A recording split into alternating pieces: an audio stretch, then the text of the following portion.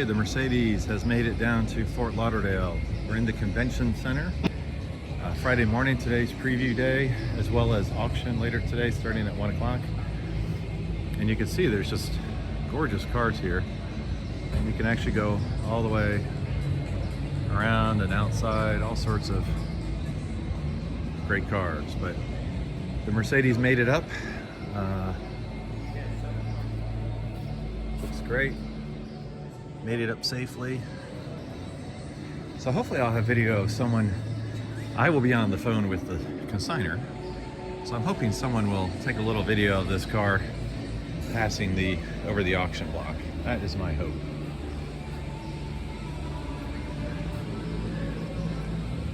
All right, I think I'll walk around here and look at a few of these other cars. Why not, right? Corvairs, Ford Bronco. I love this one. These things are gorgeous. Let's start over here. This will be a couple going around quite a bit because these cars are going to be moving. You might see the same car a few times. This is a great little 190. I think this is the one. It's a manual, yellow manual shift. We got an BMW M roadster here in white. A couple 911s. Big Blazer. I gotta check out a Cadillac for a client. Man, look how pretty that is. Polara, Ferrari. And I really want to check out some of these Chevys. Now this one, I don't know if this is a real one or not.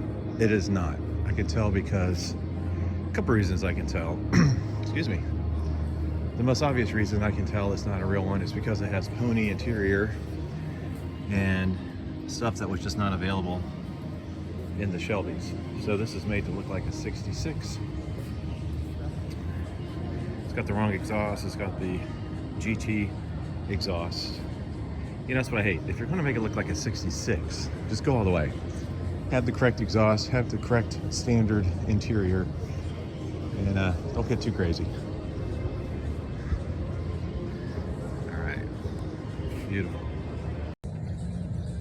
Okay, I'm at the Sotheby sale in Fort Lauderdale, and this is one of the ugliest cars I absolutely love.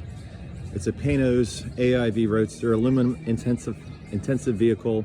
Apparently the very first car to be made production-wise for a production run out of aluminum. But man, it's just ugly. But I have a soft spot for these cars because I grew up in Atlanta. I was in Atlanta for 14 years where this company was based near Chateau Alon. I took a tour of the factory when they were making these cars. I've got some pictures. I'll post them online soon of that visit where these cars were in bare aluminum and they were just starting out. And they come with a 302 Mustang engine, at least originally. You can see they have the center dash console, which doesn't make any sense. And it's just, the front end is just kind of ugly. But like I said, I have a soft spot for these. I even did a artistic rendering of one of these once. And the local Kroger store was raffling one of these off with Panos, as a giveaway. I submitted 100 sweepstake entries. I did not win.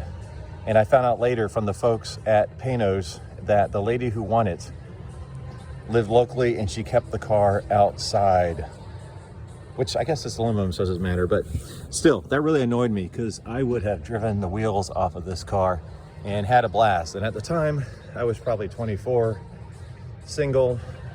It would have been so much fun. It actually looks really great from this angle. All right, I'm continuing with my walk around now. I have a car just like this, same color combo, but a 59 that hopefully will be showing up in our May online only sale. Pretty car. There goes Roger. Got this nice Lotus he's checking out. Got a beautiful Corvette here. I mean, the diversity is quite impressive. Mercedes four-door next to a Corvette, next to a pickup truck, next to a Ferrari. There are a couple Mustangs I want to check out. Now this 4.5 liter Mercedes here is pretty cool. My dad restored, same generation, same body style, but not a 4.5 liter car back in the early 80s. it was supposed to be British Racing Green, a nice dark green. They bought the wrong paint, and it turned out to be this color. So I remember riding in one of these as a kid, this color. All right. I like the pink Jeep here. Not for me, obviously, but for someone else. It's probably for one of my nieces.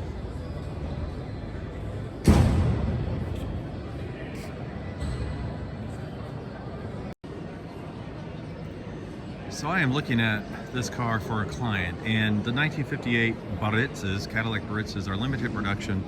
They're really cool. This one, I do have some concerns. It might be priced correctly, but there is some work that needs to be done on this car. I would be sure to want my client to know about. I mean, some things, there's some paint issues, definitely some chrome issues. Looks like an older car. You can see some scuffing on the chrome, pretty consistent. And doing chrome on a car like this, you probably have to budget $50,000 to $75,000 for new chrome on a car like this. Absolutely stunning, beautiful car. It almost looks like it has a brand new top. Interior definitely has some wear, but it's in nice shape. You can see some wear on the center armrest there. Beautiful car.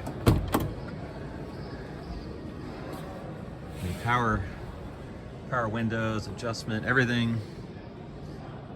Nice car. But again, like I said, you want to be sure you know what you're walking into with these cars. You can see there's some pitting on the chrome. Iconic rear wing. You can really see a lot of pitting issues on the rear bumper. Some little paint issues here and there, a couple little chips. So my recommendation is if someone wanted to buy this car, I would buy it strictly as a driver. It's not to the point that you'd want to spend the money to do a total restoration.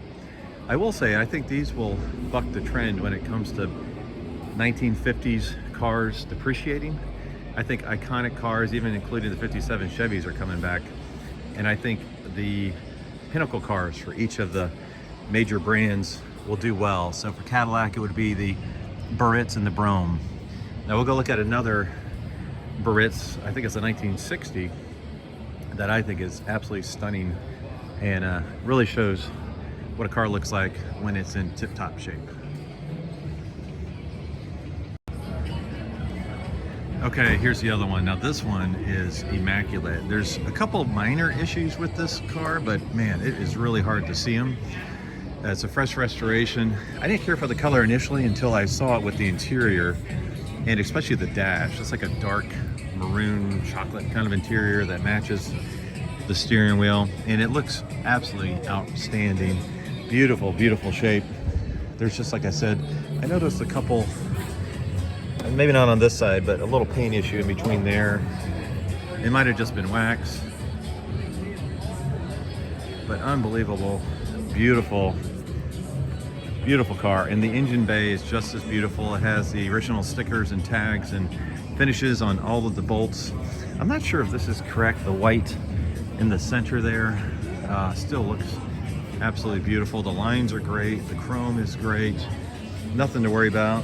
Here's where you can see a little bit of the issue right there, but estimates 140 to 180. I think this car is going to possibly hit 200 just because we're at a live auction in Florida. It's the place to sell this car, and it is unbelievable.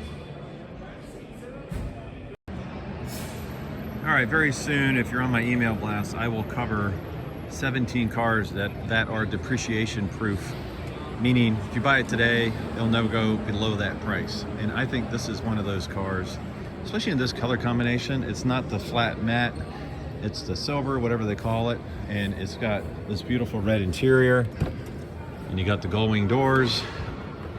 So these are just added to the gold, oh, they're not staying up, the gull wing club for their rally, which is a really big deal because until last year, I believe, only the classic gull wings, the 300 SLs, were allowed, and now this car is allowed. So anytime you can do a rally with high dollar cars, the price will only go up because there's usability with these cars. Now these cars have everything: AC, power steering, power brakes, everything. So this is one of those cars that will make it onto the list. Okay, this one might make it on my depreciation-proof list, only because it's been around $100,000 to $110,000 for like 20 years, and they've just recently gone up. You can either love these or hate these. I like them a lot. I know there's issues with the Oldsmobile sourced V8. It's a little cartoony, but it is an analog Shelby car. And I think at certain angles, it actually looks attractive. And I think as the stigma for these lessens over the years, kind of like the Porsche 996, I think the next generation of car buyers will find these interesting.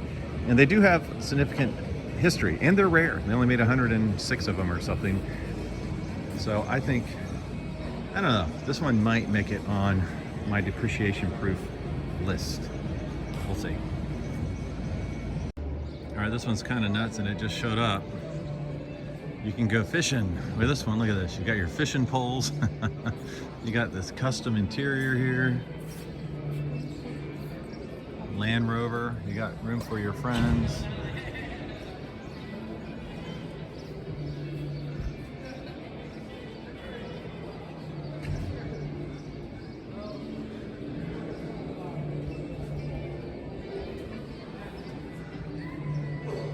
That's pretty cool. And then we also have some cool Ferraris here. Just happen to have a row of Ferraris. And then another Ferrari and Maserati.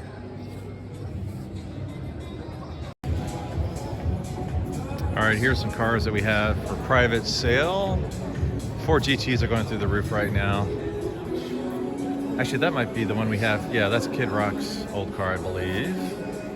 We got this incredible Corvair GT, which those are on fire right now as well. And you can't beat a Diablo with the Targa top. I still think these are undervalued. And then the big thing is we have that big Ferrari boat back there. All right, continuing here, this is an immaculate Kaiser Darrin, and this is one of the first fiberglass cars. Actually, might be the first, and this is cool because the doors actually slide in and out of the fender, which is why the fender's so long. This is a great color combo on this car. Usually you want these kind of sea foamy kind of colors, lighter shades on these cars. But a lot of good stuff here. We got, you know, fire trucks. This is a Crown Victoria with the see-through glass. One of these did really well at Amelia Island. It was a higher quality restoration. You can see stunning Corvette, 57 Chevy. Looks like it's got a fuel injection badge on it. These are iconic. They've been soft for a while, but looks like they're coming back up. The estimate on this one's $170,000 to $200,000. Oldsmobile Tornado. Some very nice cars. All right, here we are outside. These are cars that are going up for sale today. I love this little Conquest here. You never see these cars. They are definitely a next generation car, and I really love the color on this particular one. And if you look inside, this is fun. You can see the death trap seat belts that would come up and around you. But I mean, this thing is, I think, 40,000 original miles on it. This takes me back to high school for sure.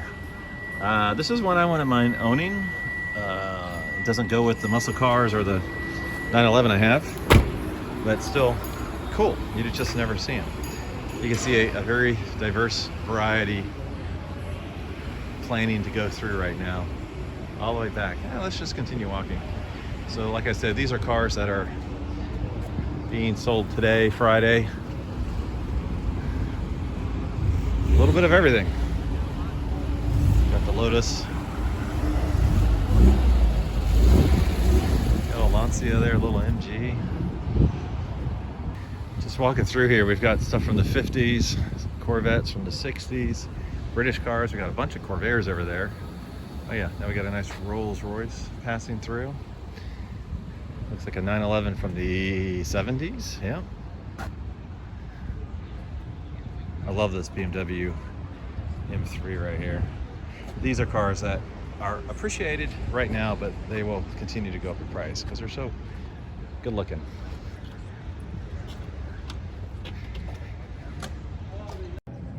All right, this is another fascinating car. This is from the Rey Collection.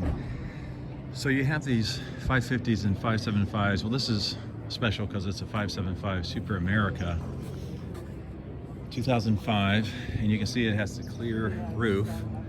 Now, some people like, other people don't like, because it curves. Look at the way this thing curves. So this thing will actually curve back like this and sit in this area right here. Now, a couple of issues with that. First off, if that glass roof breaks, it costs about $100,000 to get a replacement. And apparently this one is a replacement because they did crack. So it's what you want, a brand new Super America roof. And then also when it's flipped over, it has a tendency, if it rains out, it will pool water there. But really cool car, beautiful car. This is one of my favorite cars as a base car, like not the Super America. The Barchetta would actually be my dream car, but this is incredible condition, great colors. And the way this typically works, this is the last of the analog V12 front engine Ferraris for the most part. I mean, a couple after this, but I don't think these will ever go down. So if you have a 550, they were all manual cars. 575s, you could get manual, or I think it was the F1 transmission. This one has the F1 paddle shift.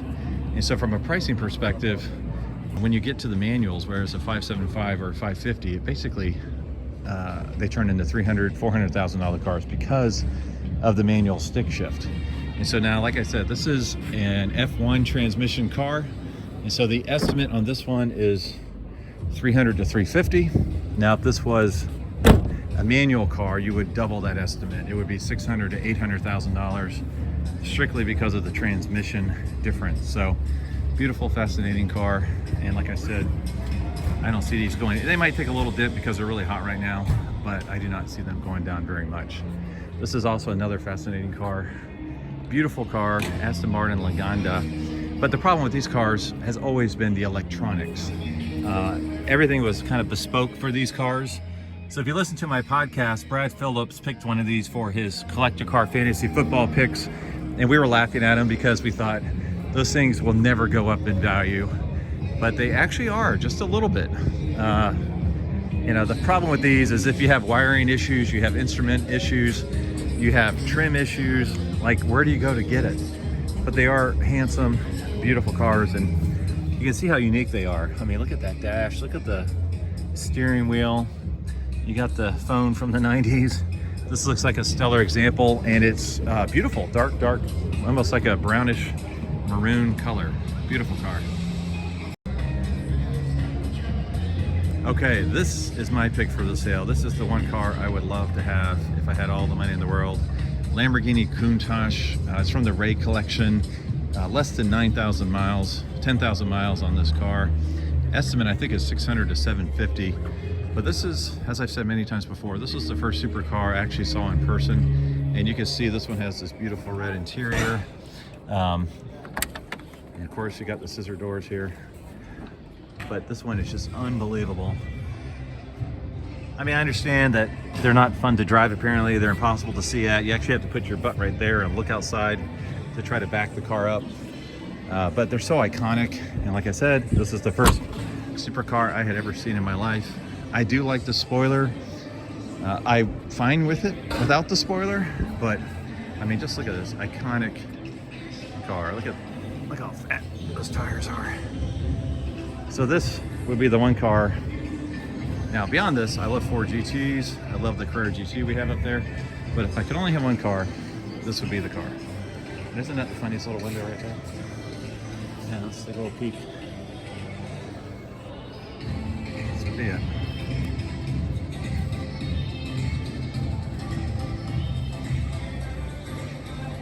All right, this is the car I picked once to watch on my Supercars of Florida podcast episode, and this is one I think will make the list that will never depreciate.